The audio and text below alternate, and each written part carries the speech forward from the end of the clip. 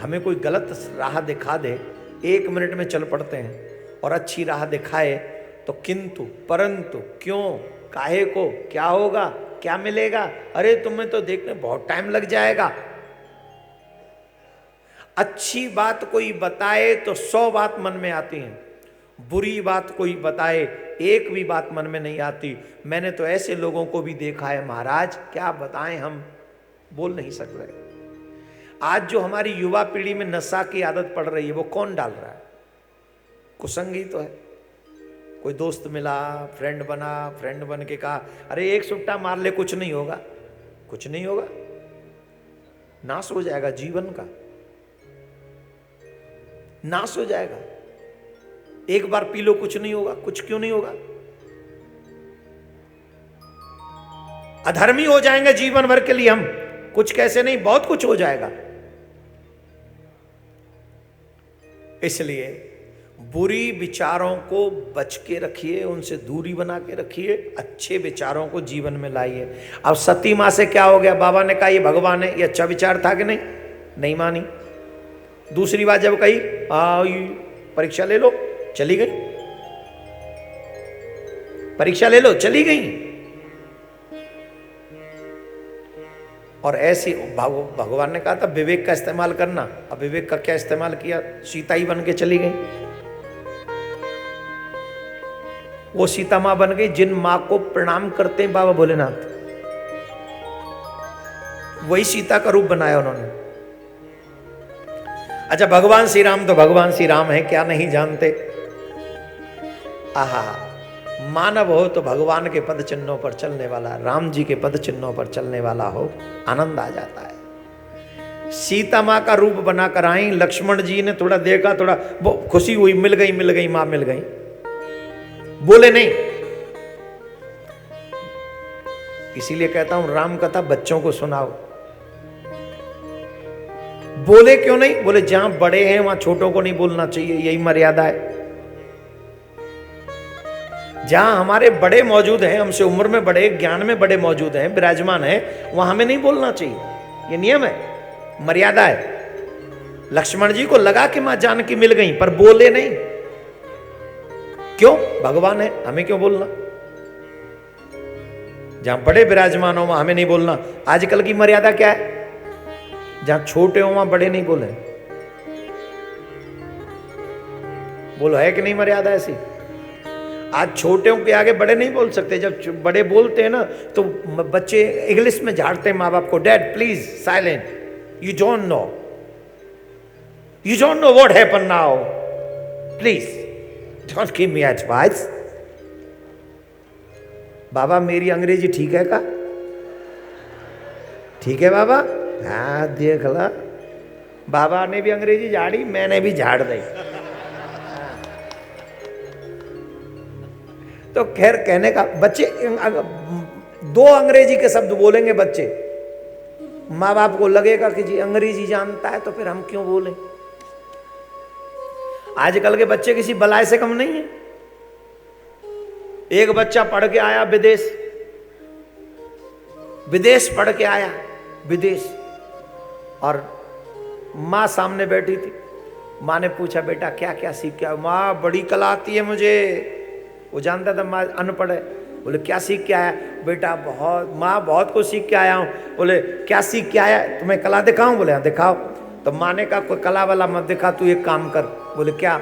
ये जो है ना वो आम है, आम खा ले, आम का समय होगा, आम खा ले। आम कितने? बोले 2। बोले 2 कैसे? ये तो 3 है। बोले 3 कैसे? बोले देखो अभी सिद्ध करता हूं। ये कितना है? 1। और ये कितने? बोले 2। बोले 1 और 2 कितने हुए? 3 हुए कि नहीं? मां बोली कैसे हुए 3? जी तो 2 ही हैं। बोले आप फिर से गिनो, ये कितना? बोले 1, ये के 2। बोले 2 और 1 कितने होते हैं? 3 हुए ना मैया? बोले बेटा तेरी कला के बारे में तो मुझे नहीं पता। अब तू के बाल है कछू, 3 के बाल है चाहे 4 के बाल है, पर बात तो है तो 2 ही, 3 ना है। पिताजी बाहर बैठे थे, पिताजी सुन रहे थे कि अपना साइंस झाड़ रहा है हमारी पत्नी पे, भोली भाली पे।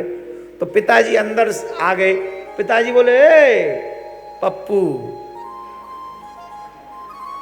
बड़ी कला सीख के आया है, बहुत अच्छी कला सीख आया बेटा। क्या है, तेरी माँ न पढ़ा, ये क्या जानती है? मैं पढ़ा लिखा हूं, थोड़ा बहुत, तेरे जैसा तो नहीं हो, थोड़ा पढ़ा हूं। अब बता क्या? बोले पापा ये बताओ ये कितना है? बोले 1। बोले ये कितना? 2। 2 और 1 कितने हुए? 3। पापा 3 हुए ना? हाँ बेटा 3 ही हुए। ए फूलवती इधर आ, अनपढ़ हो के तू पढ़े लिखे से मुंह लगाती, ऐसे थोड़ी होता है। ले ये आम तू खा ले 1, और ये 1 आम मैं खा लेता हूं। बेटा जो तीसरा बच रहा है वो तू खा लियो।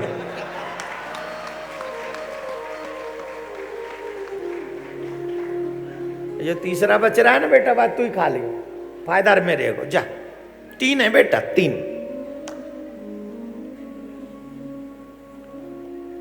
माँ बाप चाहे अनपढ़ हैं, लेकिन पढ़ी लिखी औलाद से लाख गुना अच्छे हैं, लाख गुना।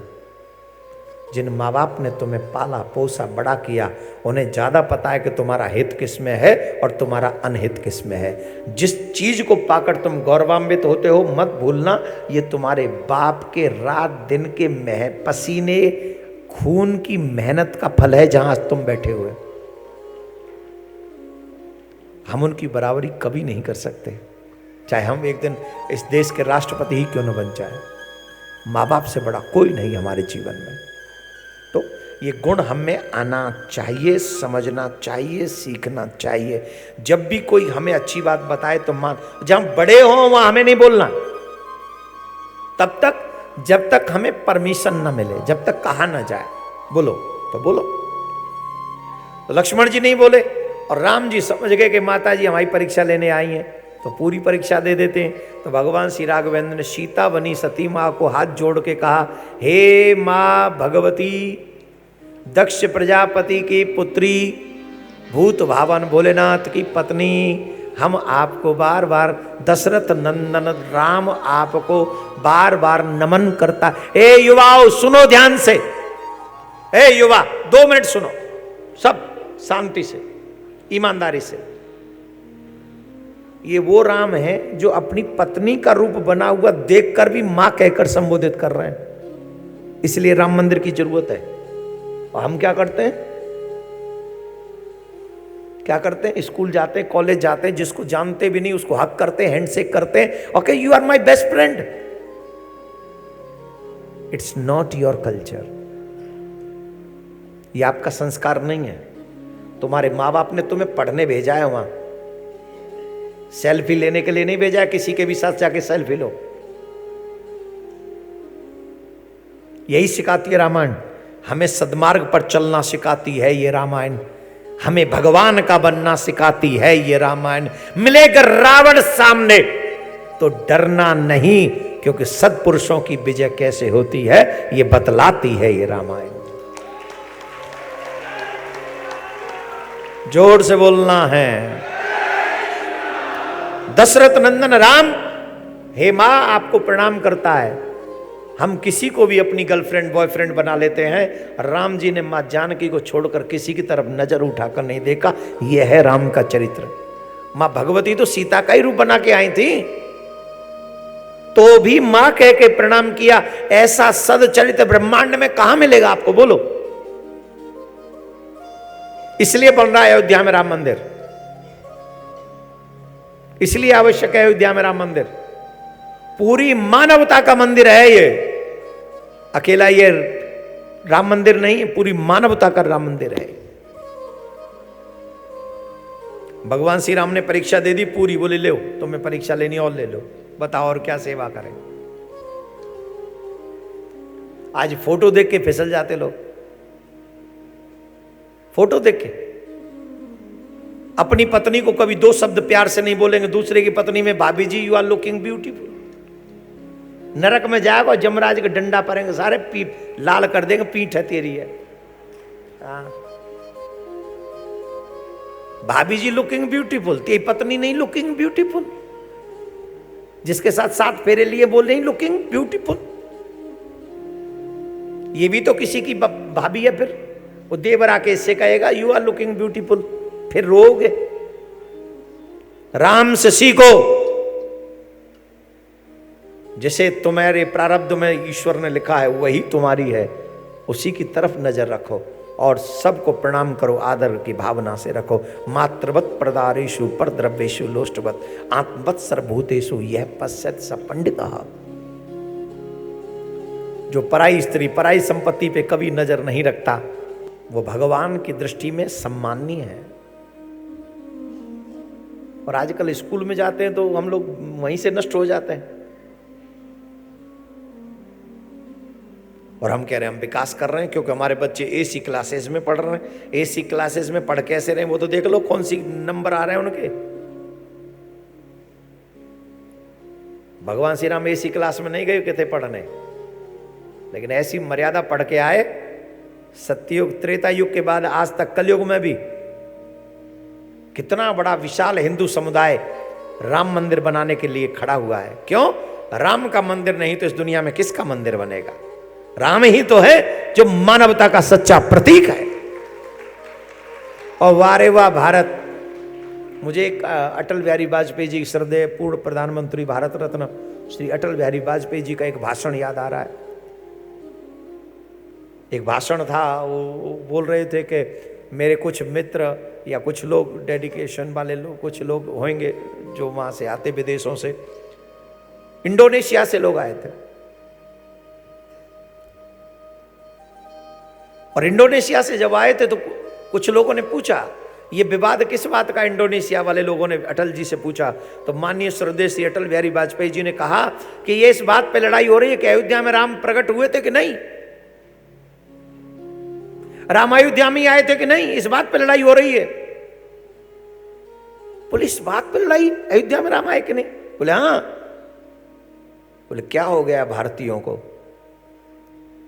हम चाहे मुस्लिम कंट्री हैं लेकिन हमारे यहाँ 40 दिन तक रामलीला होती है। और जिस घर में भी बेटा बेटी कोई हो जाए सबसे पहले रामायण का पाठ होता है और हमारे यहाँ रामचरित्र पढ़ाया जाता है, जिससे हमारे देश के बच्चे बर्बाद ना हो।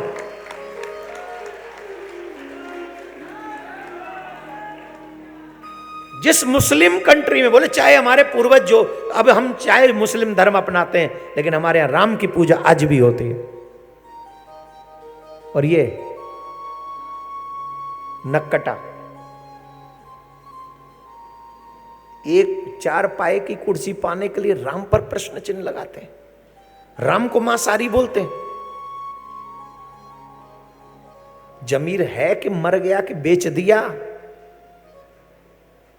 अरे भारत में ही पैदा हुए हो बेशर्मो कि कहीं और पैदा हो गए जो राम को मांसाहारी बताते हो? वाल्मीकि रामायण में रघुवंशी उसे कहा गया है जो न मांस ग्रहण करता है न मदिरा ग्रहण करता। वो सच्चा रघुवंशी है। और फिर रघुवंश श्रोमणी मांस खाएंगे? सामने आ जा तो खवाऊं कछू।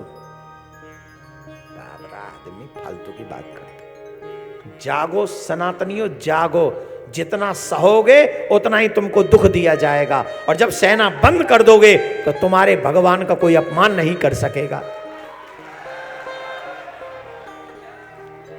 मैं आपसे सिर्फ इतना कहूंगा, चाहे अपना अपमान सह लेना,